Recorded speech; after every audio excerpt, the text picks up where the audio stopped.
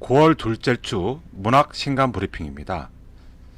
한강에 작별하지 않는다 등 순수문학의 책들이 눈에 띕니다. 하나씩 살펴보겠습니다. 2018년 흰을 출간한 이후 한강 작가의 5년 만의 장편 소설입니다.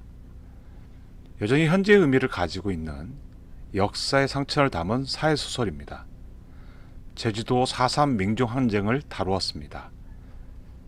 여성서사를 중심으로 두었기 때문에 여성소설로도 볼 수 있을 것 같습니다. 70여 년 전 제주에서 벌어진 민간인 학살의 고통을 여전히 안고 있는 어머님을 통해서 살아남은 자의 고통과 사라지지 않는 역사의 상처를 그리고 있습니다. 제목 작별하지 않는다는 그런 상황을 상징합니다.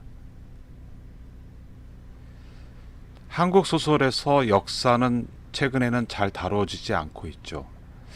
한강 작가는 이전의 작품들처럼 한국 현대사의 중요한 이슈를 탁월하게 포착하고 있습니다. 베스트셀러이기 때문에 20, 40대의 여성뿐만 아니라 남성들도 고르게 책을 읽고 있습니다. 창문 너머 도망친 100세 노인이라는 베스트셀러의 저자 요나스 요나손의 소설 달콤한 주식회사입니다. 이번 소설의 핵심 키워드는 복수입니다. 요나손 특유의 엉뚱기발한 유머가 담겨 있습니다.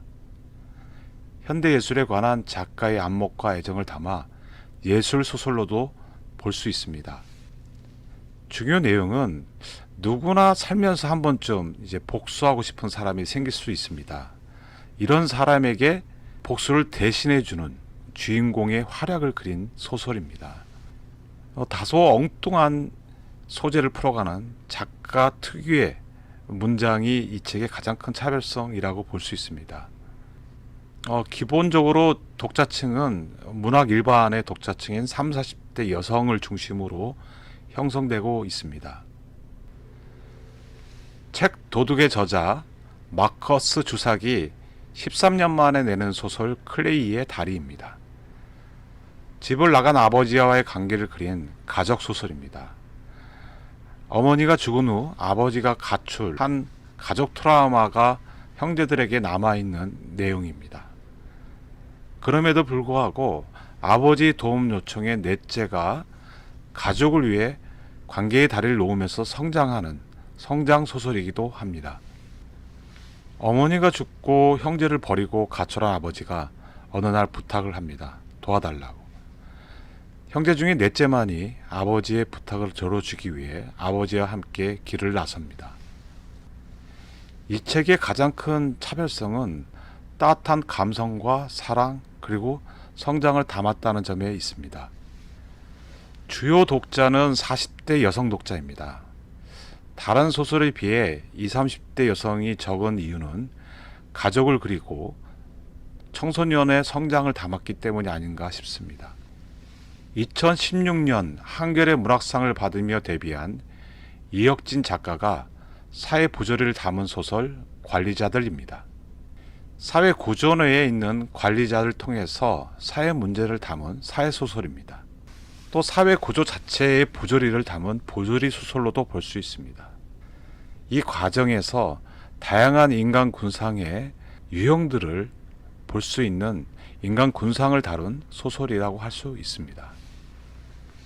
공사 현장에 일하러 간 주인공에게 멧돼지 보초병이라는 특이한 역할을 줍니다. 왜 그랬을까요? 나중에 문제가 생기면 책임을 물을 소양으로 관리자들이 그런 말도 안 되는 역할을 주었습니다.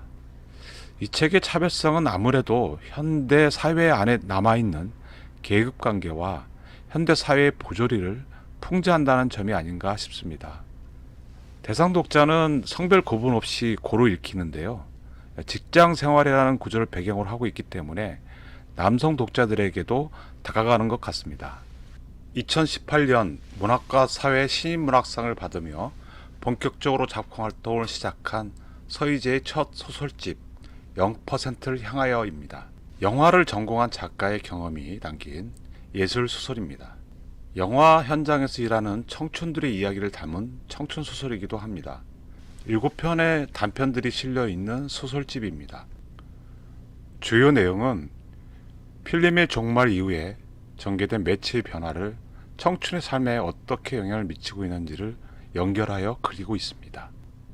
이 책만의 차별성은 청춘의 잠재된 가능성이라는 관점에서 해석하고 있다는 점입니다. 주요 대상 독자는 20, 30대 여성입니다. 40대 여성보다 20대 여성들의 높은 독서는 20대 청춘의 삶들을 담고 있기 때문으로 보입니다. 독일의 유명 영화 감독 도리스 되리가 쓴 음식과 요리 에세이 미각의 번역입니다. 어린 시절 먹던 음식 이야기뿐만 아니라 세계 음식을 이야기하는 음식 에세이입니다. 작가는 그 과정에서 음식을 통해 세상을 이해하고 삶의 감각을 배우고 개인의 책임을 깨달아 갑니다. 그런 면에서는 성찰 에세이라고도 할 수 있습니다. 여기 나오는 세계 음식에는 주로 유럽 음식들이 등장하고 있습니다. 아무래도 이 책의 주요 내용은 세계적인 여성 영화 감독의 다채롭고 흥미로운 음식 추억이라는 점이 아닌가 싶습니다. 이 책만의 차별성은 영화 감독으로 스토리텔링이 강하기 때문에 음식 에피소드, 삶 이야기가 풍부하게 담겼다는 점입니다. 대상은 20, 40대 여성 독자입니다. 특이한 점은 약간 나이가 많은 여성 감독임에도 불구하고 20대 여성 독자가 많이 읽는다는 점입니다. 2021년 한국 문학을 빛낸 단편 소설을 엄선한 이호석 문학상 수상 작품집입니다. 단편 소설을 묶었기 때문에 소설집이고요. 2021년도에 만들어진 작품집입니다. 대상 수상작 및 우수 작품상 수상작 외에 대상 수상 작가의 자선작 나의 방광 나의 친구, 2020년 대상 수상 작가 최인의 자선작 얼굴을 비울 때까지가 함께 수록되어 있습니다. 이번 작품집에서 대상작인 마조의 시대는 청춘의 경제적 생존의 어려움을 담아낸 특징을 가지고 있습니다. 수상 작품집 대부분이 20대에서 50대가 읽고 있는 그 특징을 그대로 반영하고 있습니다. 문학가 지성사가 계절을 테마로 한 단편 3편을 모은 소설집입니다. 소설보다 가을 2021입니다. 2021년 여름 이 계절의 선정작인 고소연의 시트론 호러, 권혜영의 당신이 기대하는 건 여기 없다, 이주란의 위에 등 총 3편과 작가 인터뷰가 실려 있습니다.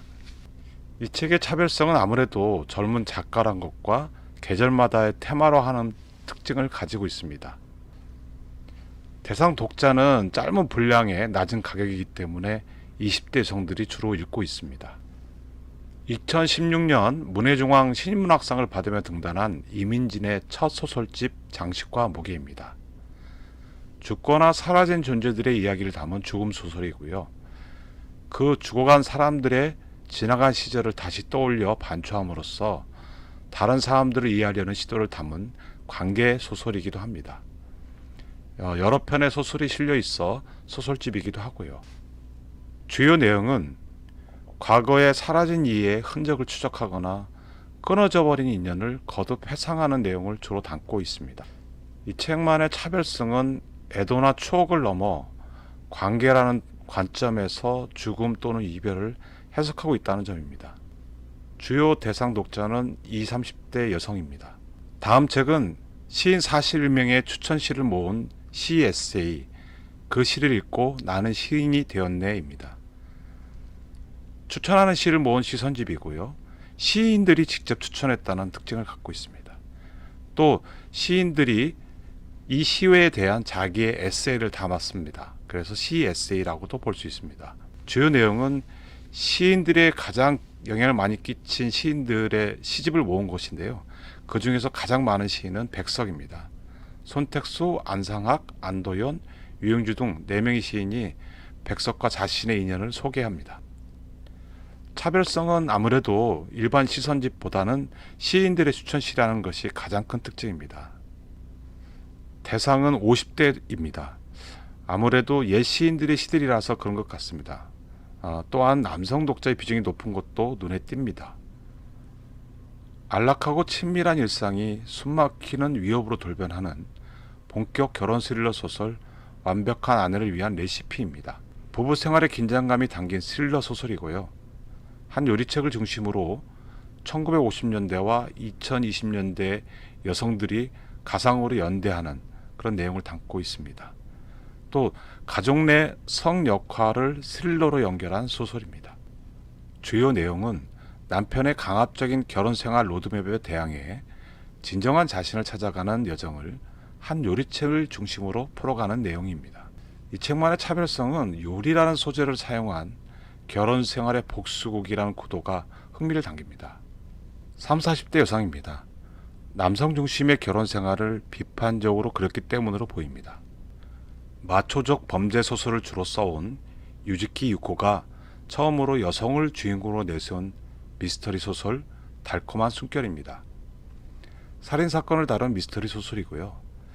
외모와 욕망이라는 사회적 주제를 다룬 사회소설이기도 합니다. 또 살인사건을 추적하는 형사들이 등장하는 형사소설이기도 합니다. 주요 내용은 수수께끼 같은 회원지 화장품 회사 류미엘에서 일어난 사건을 통해 외모와 욕망의 함정을 풀어내고 있습니다.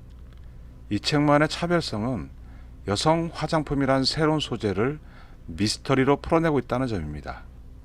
주요 대상 독자는 40대 여성입니다. 사회적 의미를 풀어가기 때문에 남성 독자도 어느 정도 함께 읽고 있습니다.